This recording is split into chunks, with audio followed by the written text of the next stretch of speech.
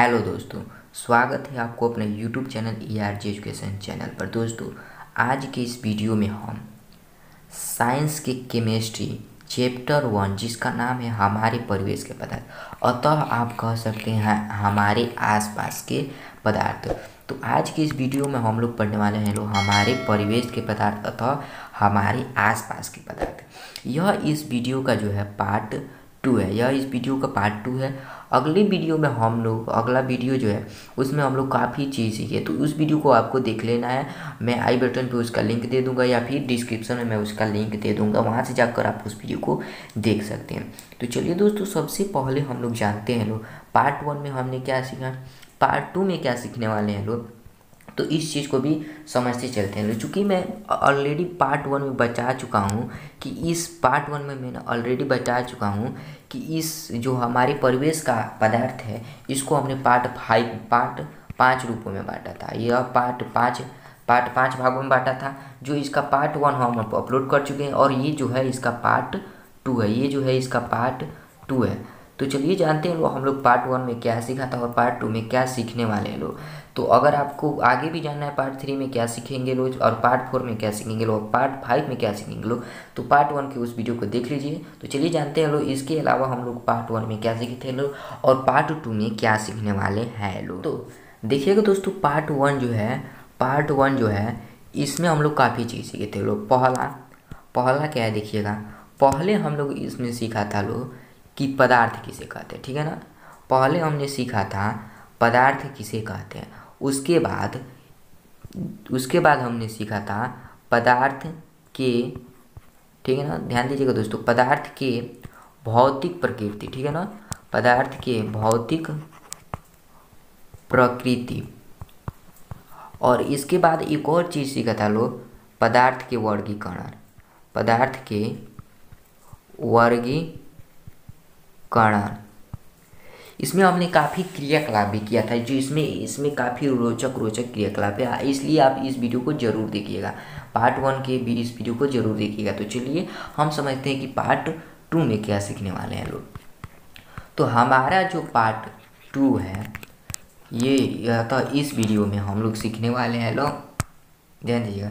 इस वीडियो में हम लोग सीखने वाले हैं अगले वीडियो में हमने चूँकि सीख चुके थे पदार्थ के वर्गीकरण। जी दोस्तों, अगले वीडियो में हम लोग सीख चुके थे पदार्थ के वर्गीकरण, इसलिए हम इस वीडियो में भी और भी गहरी तरह से पदार्थ के वर्गीकरण के बारे में समझेंगे ठीक है। और इसके साथ साथ हम लोग ठोस सीखेंगे चूँकि मैं आगे बता चुका था कि पार्ट 2 में हम लोग ठोस सीखने वाले हैं ठोस अतः जिसे इंग्लिश में सॉलिड कहते हैं ठोस जिसे इंग्लिश में सॉलिड कहें या फिर हार्ड भी कह सकते हैं, सॉलिड या फिर इसको हार्ड भी आप कह सकते हैं।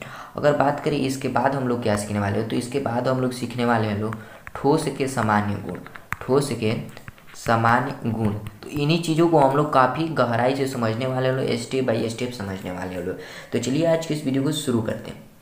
तो देखिएगा, पहले वाले पार्ट 1 वाले वीडियो में हम लोगों ने सीखा था पदार्थ के वर्गीकरण।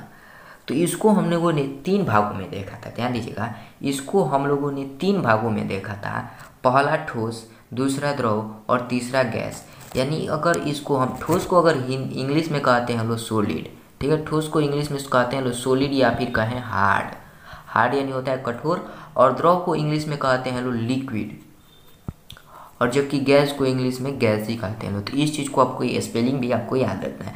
तो ये जो है ये पदार्थ का जो वर्गीकरण है। तो चलिए हम लोग समझते हैं पदार्थ के वर्गीकरण, ठीक है दोस्तों, पदार्थ के वर्गीकरण समझते हैं। तो चूँकि इस वीडियो में हम लोग काफ़ी गहराई से जानने वाले हैं तो मैं एक नया पेज ले लेता हूँ, तो रुक जाइए। तो देखिएगा दोस्तों, हम लोग सीखने वाले थे पदार्थ के वर्गीकरण, ठीक है। पदार्थ के वर्गीकरण को हम 2 भागों में बांट सकते हैं। पहला देखिएगा, पहला आप कह सकते हैं, आप इसे भौतिक वर्गीकरण कह सकते हैं। पहला को आप भौतिक वर्गीकरण कह सकते हैं, जो कि हम अब देखिएगा दूसरा जो है रासायनिक वर्गीकरण, दूसरा जो है रासायनिक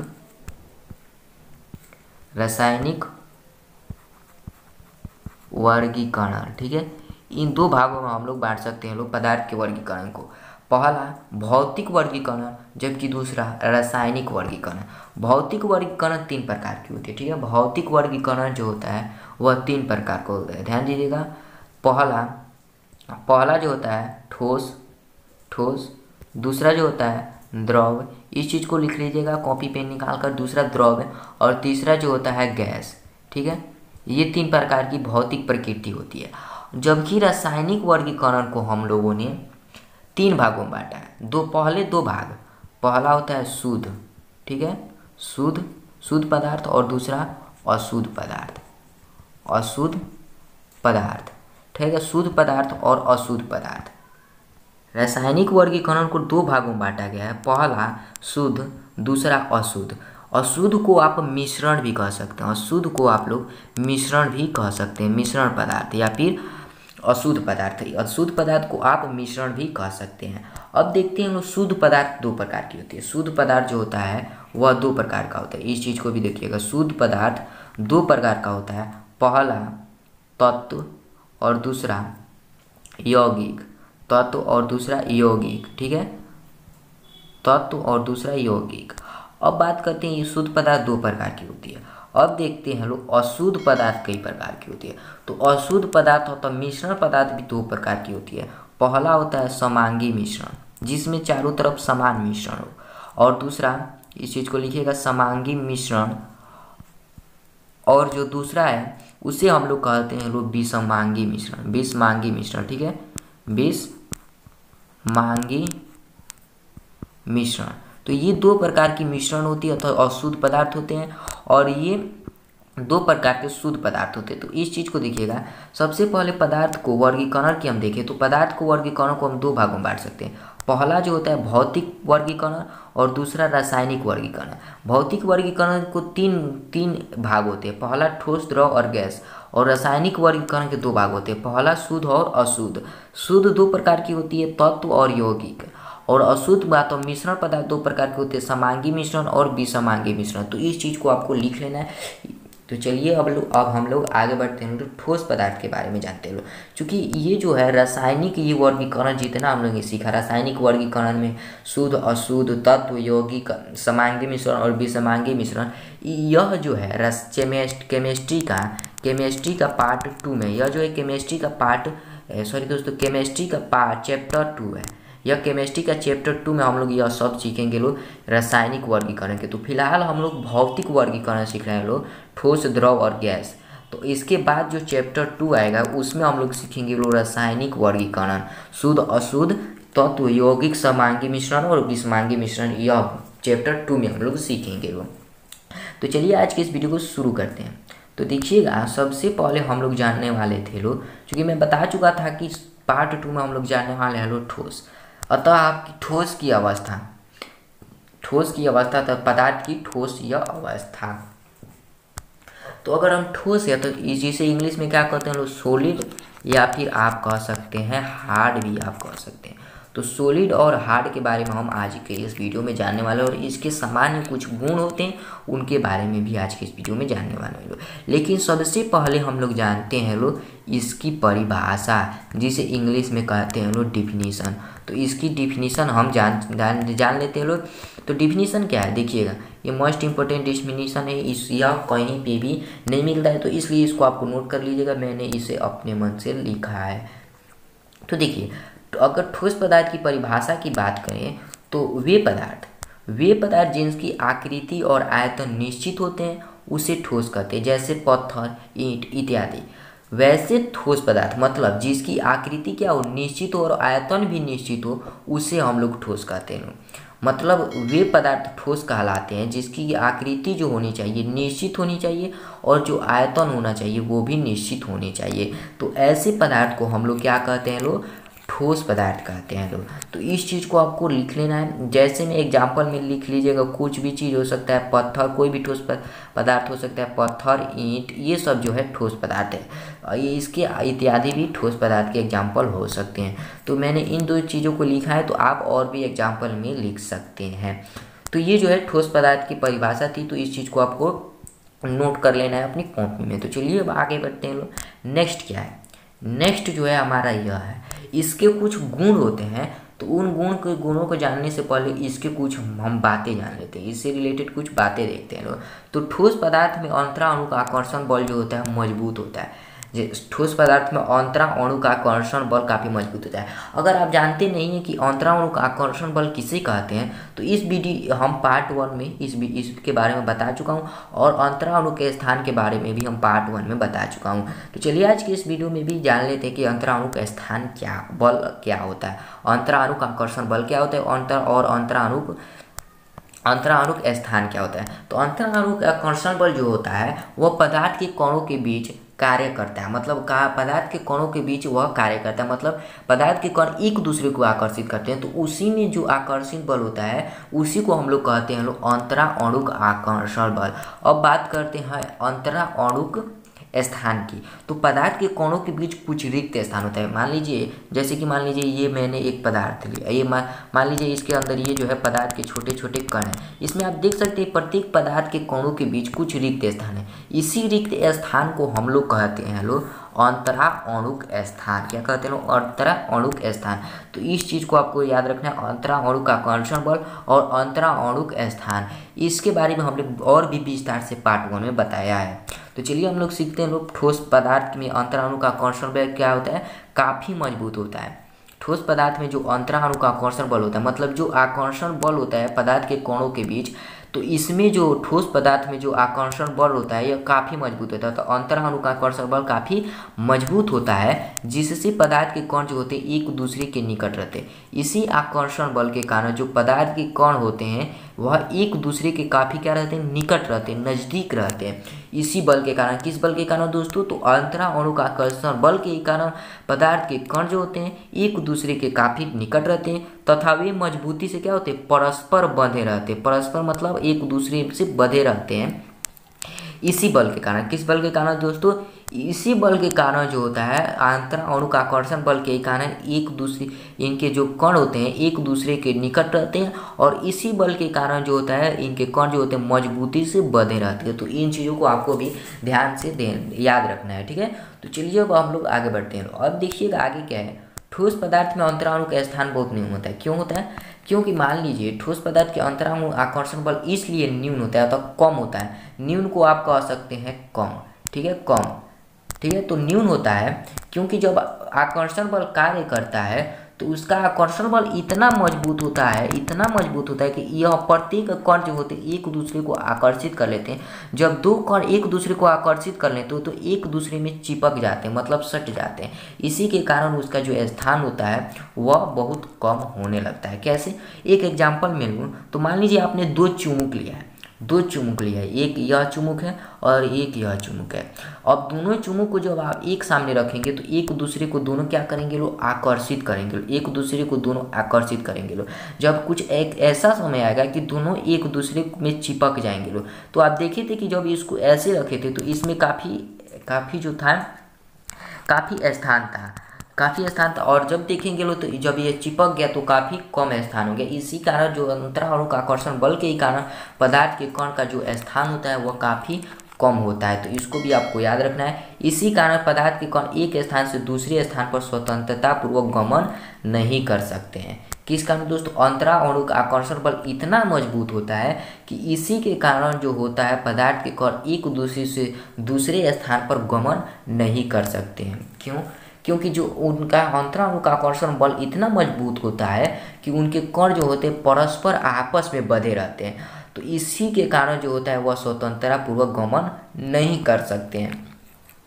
लेकिन एक कंडीशन है, क्या है, स्वतंत्रता पूर्वक तो गमन नहीं कर सकते, लेकिन हमने जो आगे बताया था कि पदार्थ के कण जो होते हैं गतिशील करते हैं, तो इसमें गतिशील करेंगे लोग, लेकिन यह जो है एक तो स्वतंत्रता पूर्वक गमन नहीं करेंगे लोग, लेकिन क्या करेंगे लोग अपने विराम के मध्य स्थान पर, मतलब वो जहाँ पर खड़े हैं उसी स्थान पर क्या करेंगे लोग, कंपन करेंगे लोग। वह गमन स्वतंत्रता पूर्वक नहीं कर सकते हैं। ठोस पदार्थ के कण जो होते हैं स्वतंत्रता पूर्वक गमन नहीं कर सकते हैं, लेकिन वह जहाँ पर खड़े मतलब विराम के मध्य स्थान पर वह क्या करेंगे लोग, कंपन करेंगे लोग। तो इस चीज़ को आपको याद रखना है। तो चलिए हम अब लोग सीखते हैं लोग गुण। क्या दोस्तों, ठोस पदार्थ के सामान्य गुण अब हम लोग समझते हैं लोग, यानी कि ठोस पदार्थ के कुछ सामान्य गुण भी होंगे। तो उसी गुण के बारे में हम आज के इस अब आगे हम लोग जानने वाले हैं लोग।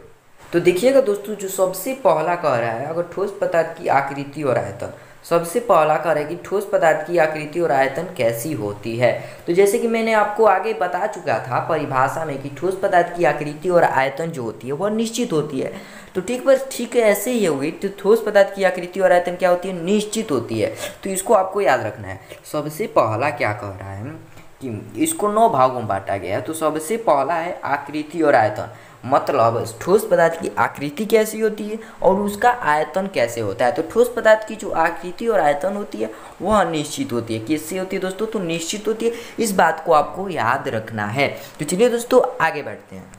बात करें अगर दूसरे की घनत्व, जिसे इंग्लिश में हम लोग डेंसिटी कहते हैं लोग, डेंसिटी, ठीक है। तो घनत्व के बारे में जानते हैं लोग। ठोस पदार्थ का घनत्व जो होता है ऊंच होता है। देखिएगा यहाँ पे ठोस पदार्थ का घनत्व क्या होता है, ऊंच होता है, मतलब हाई होता है, जिसे इंग्लिश में हम लोग हाई कहते हैं लोग। तो ठोस पदार्थ का घनत्व क्या होता है, यह ऊंच होता है। यह इसका दूसरा सामान्य गुण है, यह ठोस पदार्थ का दूसरा गुण है। इस बात को आपको याद रखना है। ठोस पदार्थ का जो घनत्व होता है डेंसिटी होता है, वह ऊंच होता है, जिसे इंग्लिश में हम लोग हाई कहते हैं लोग, HIGH। तो इसको आपको याद रखना है। तो ठोस पदार्थ का घनत्व क्या होता है, ऊंच होता है। यह इस ठोस पदार्थ का दूसरा गुण है। अगर हम बात करें घनत्व किसे कहते हैं, तो घनत्व किसी द्रव की इकाई आयतन के द्रव्यमान उसका घनत्व कहलाता है। मान लीजिए कोई एक द्रव की इकाई है, उस आयतन, किसी भी द्रव का इकाई आयतन के द्रव्यमान उसका क्या कहलाता है, घनत्व कहलाता है। अगर हम बात करें घनत्व की सूत्र की बात करें, तो घनत्व इक्वल टू होता है द्रव्यमान बटा आयतन, यानी द्रव्यमान बटा आयतन होता है घनत्व की सूत्र। इस बात को आपको नोट कर लेना है, ये मोस्ट इंपोर्टेंट सूत्र आपको नोट कर लेना है। घनत्व इक्वल टू होता है द्रव्यमान बटा आयतन। अब देखिएगा ये एक नोट है, ये जो नोट आपको दिख रहा है मोस्ट इंपोर्टेंट नोट है, तो इसको भी आपको कॉपी पे नोट करना होगा। तो ध्यान दीजिएगा, नोट क्या कहता है, आयतन को प्रायः घन मीटर, यानी घन मीटर को आप कह सकते हैं यम का क्यू, घन मीटर में, या आयतन को प्रायः घन मीटर में या लीटर में व्यक्त किया जाता है। मान लीजिए कोई भी आयतन है, उसको आप नहीं तो घन मीटर में व्यक्त कर सकते हैं, देखिए सॉरी दोस्तों, मैं माफ़ कीजिएगा, मैं एक बार और आपको समझाने का प्रयास करता हूँ। आयतन जो है उसको आप प्रायः घन मीटर में लिख सकते हैं, यानी एम के क्यू में लिख सकते हैं, या फिर लीटर में लिख सकते हैं। इसमें आप आयतन को व्यक्त कर सकते हैं। इन दोनों चीज़ों में जो है आप आयतन को व्यक्त कर सकते हैं। तो इस चीज़ को आपको याद रखना है। तो आयतन को किस में व्यक्त किया जा सकता है, घन मीटर, यानी एम का क्यू, या फिर लीटर में व्यक्त किया जा सकता है। जैसे कि यहाँ पे भी आप देख सकते हैं लीटर में भी व्यक्त किया जा सकता है। इसके बाद बात करें नोट, ये भी एक प्रकार का नोट ही है, इसको आपको याद रखना है। तो उसमें हम लोग सीखा था लोग आयतन के बारे में, अब इसमें हम लोग सीखते हैं लोग घनत्व के बारे में। तो घनत्व को GmL-1 इकाई में व्यक्त किया जाता है, या फिर SI मात्रक में इसे kgm का -3 में व्यक्त किया जाता है। देखिएगा, नोट कीजिएगा इसको, घनत्व को GmL-1 में व्यक्त किया जाता है, या जबकि SI मात्रक में इसे किस में व्यक्त किया जाता है, kgm का पावर -3, तो इसमें व्यक्त किया जाता है। तो इस चीज़ को आपको लिख लेना है, ये नोट है, इस चीज़ को आपको लिख लेना है। अगर आपसे कोई पूछे घनत्व का SI मात्रक क्या होता है, तो kgm-3 ये होता है, इसमें व्यक्त किया जाता है SI मात्रक को, ठीक है। तो इस चीज़ को आपको याद रखना है। तो चलिए अब हम लोगों ने पहला और दूसरा गुण देखा, अब चलते हैं तीसरा देखते हैं लोग। तीसरा क्या है, तीसरा हमारा है द्वरनांक और क्वथनांक। द्वरनांक को हम लोग इंग्लिश में कहते हैं लोग मेल्टिंग पॉइंट, यानी या फिर आप कह सकते हैं फ्रीजिंग पॉइंट, जिसमें किसी भी द्रव को जमा सकते हैं, मतलब फ्रीजिंग पॉइंट, या द्वरनांक को फ्रीजिंग पॉइंट कह सकते हैं, या फिर मेल्टिंग पॉइंट। और क्वथनांक को आप लोग कह सकते हैं बॉइलिंग पॉइंट, मतलब उबलना, बॉइलिंग पॉइंट। और एक बार रुक जाइए दोस्तों, मैं आपको लिखवा ही देता हूँ।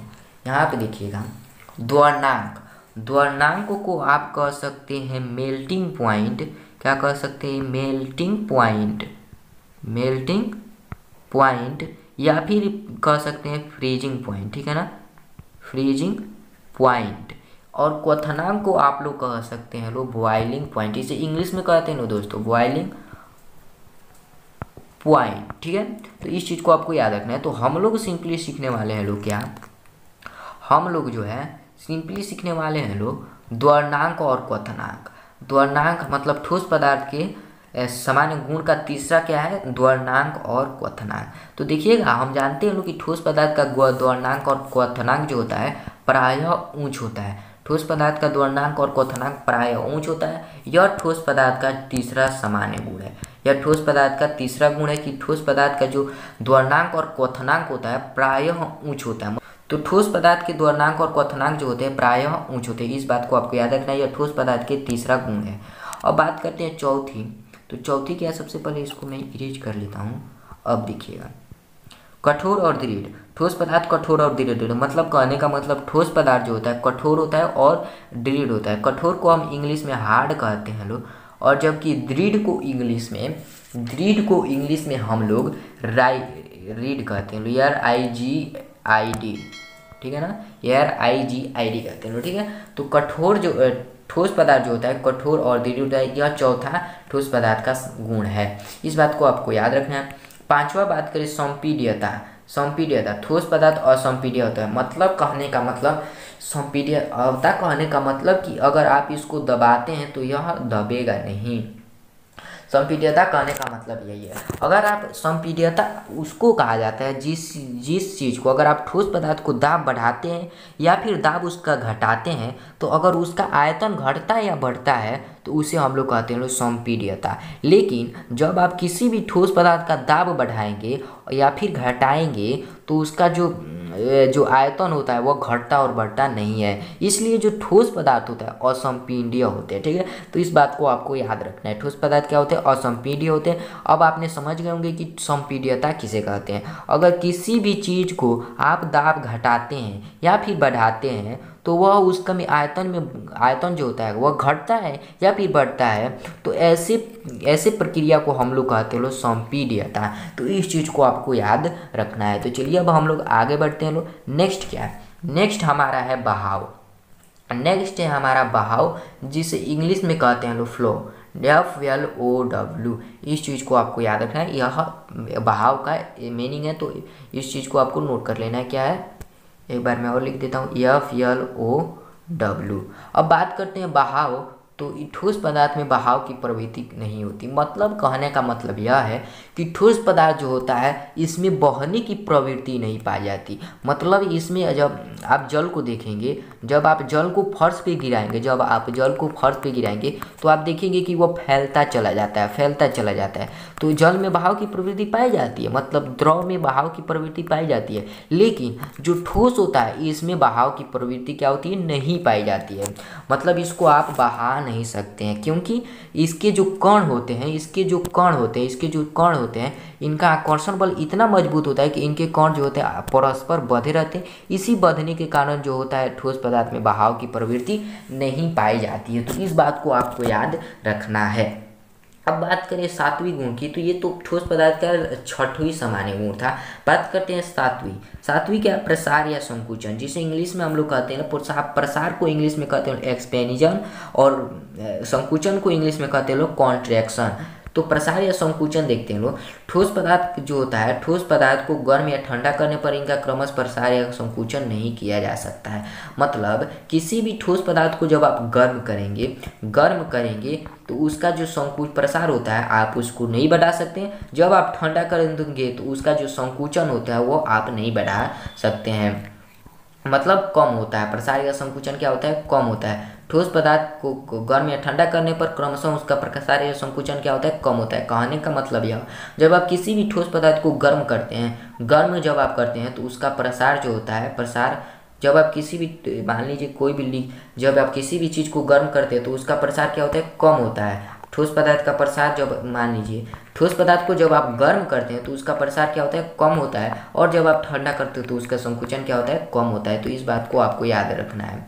देखिएगा मैं एक बार और बताता हूँ, इसमें जब ऊर्जा आती है, मतलब जब इसको गर्म करते हैं तो इसका प्रसार बहुत कम होता है, और जब इसी को ठंडा करते हैं तो इसका जो संकुचन होता है वह बहुत कम होता है। तो अतः कह सकते हैं ठोस पदार्थ की प्रसार या संकुचन बहुत कम होता है। तो चलिए अब हम आगे बढ़ते हैं। नेक्स्ट क्या है?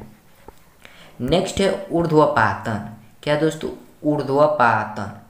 ऊर्ध्वपातन एक ऐसी प्रक्रिया है जिस प्रक्रिया में आप किसी भी ठोस पदार्थ को द्रव में परिवर्तन किए बिना आप डायरेक्ट क्या किस में परिवर्तन कर दे? वाष्प में परिवर्तन कर दे। तो ऐसी प्रक्रिया को हम लोग कहते हैं वाष्पन। और फिर उसी प्रक्रिया द्वारा फिर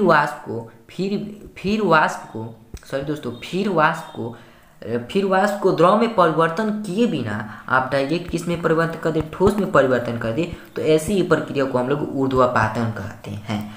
तो अब समझते हैं ऊर्ध्वपातन।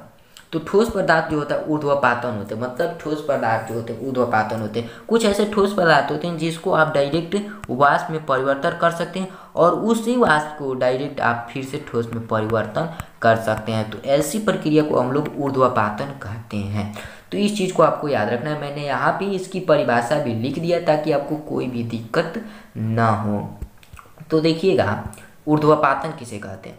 ऊर्ध्वपातन किसे कहते हैं? काफ़ी लंबा यह है, तो इसको आपको याद करना है। ऊर्ध्वपातन वह प्रक्रिया है जिसमें कोई भी ठोस पदार्थ को गर्म किए जाने पर बिना द्रव में परिवर्तन, मतलब बिना द्रव में बदले। मान लीजिए किसी भी ठोस पदार्थ को जब आप गर्म करते हैं तो वह सबसे पहले किस में होगा? द्रव में होगा, तब गैस में होगा, तब वाष्प में होगा।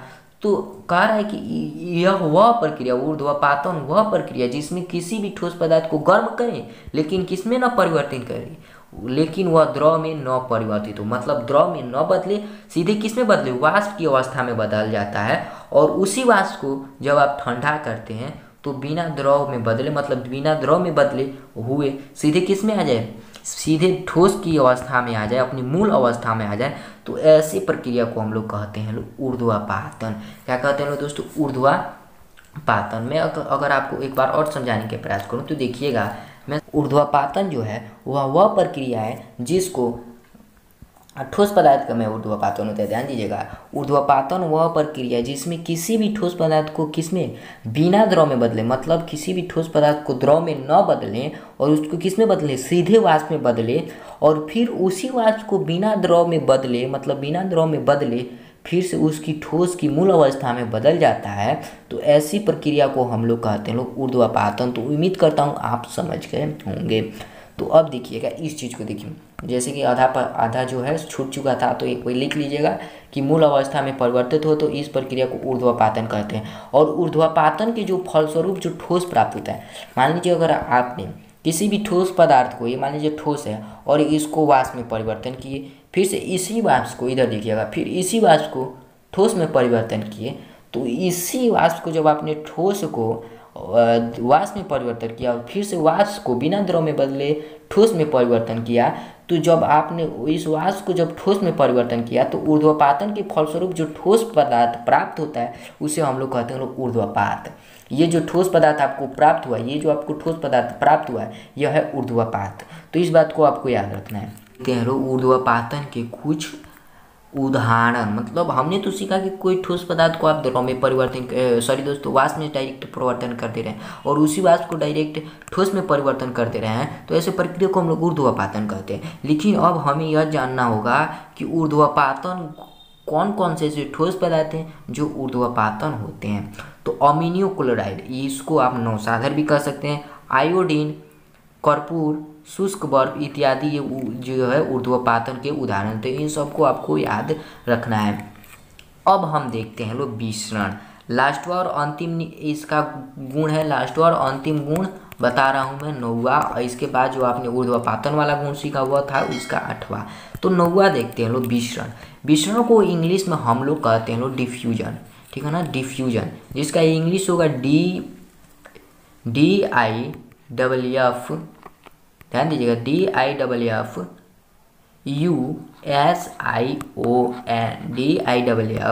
DIFFUSION, diffusion. एक रुक जाइए दोस्तों, मैं साफ लिख दे रहा हूँ,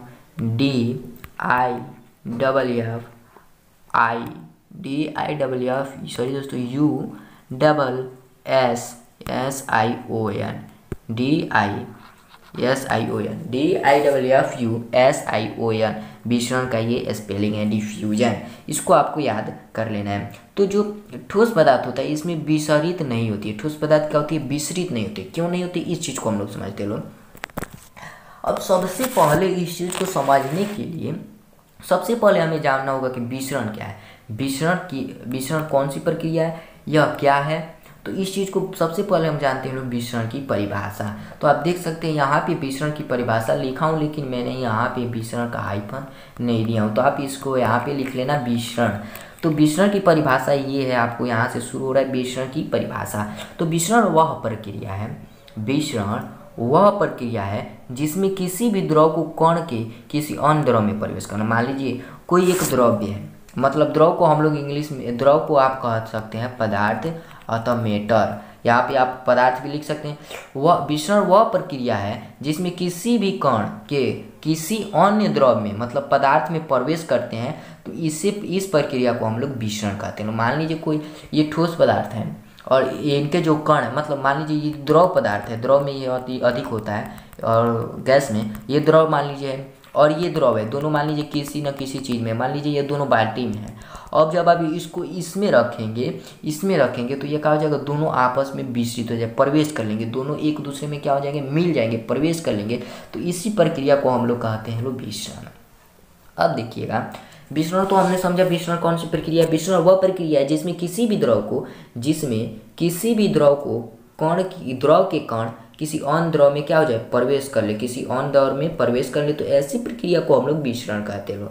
अब देखते हैं लोग विसरण के कुछ बारे में। अब देखिएगा, सामान्यतः कोई भी ठोस पदार्थ किसी एक दूसरे के पदार्थ में विसरित नहीं होता। जैसे कि मैंने यहाँ पे लिखवा चुका हूँ कि जो ठोस पदार्थ होता है वह विसरित नहीं होता, अर्थात ठोस पदार्थ के जो कण होते हैं वो दूसरे ठोस पदार्थ के कण में जाकर नहीं समा सकते हैं, क्योंकि ठोस पदार्थ के कण जो होते हैं का गमन एक स्थान से दूसरे स्थान में नहीं हो सकता। क्यों नहीं हो सकते ठोस पदार्थ विसरित? क्योंकि इनके जो कण होते हैं, इनके कण जो होते हैं यह इतने मजबूती से बंधे रहते हैं कि ये एक स्थान से दूसरे स्थान पर नहीं जा सकते। इसी नहीं जाने के कारण ठोस पदार्थ जो होते हैं विसरित नहीं होते हैं। तो इस चीज़ को आपको याद रखना है। तो चलिए दोस्तों, आज की इस वीडियो को यहीं पे समाप्त करते हैं। अगला वीडियो जो होगा इसका पार्ट 3 होगा, इसी का पार्ट 3 होगा, हमारे परिवेश का पार्ट 3 होगा, जिसमें हम लोग सीखेंगे द्रव। और इसके बाद जो पार्ट 4 होगा, ध्यान दीजिएगा, इसके बाद जो पार्ट 4 होगा उसमें हम लोग सीखेंगे गैस। और जो पार्ट 5 आएगा इसमें हम लोग सीखेंगे पार्ट 5 में हम लोग सीखेंगे ठोस, द्रव और गैस, तीनों ठोस, द्रव और गैस, ये तीनों के बारे में सीखेंगे लोग। तो चलिए आज के इस वीडियो को यहीं पे समाप्त करते हैं। चलिए, धन्यवाद।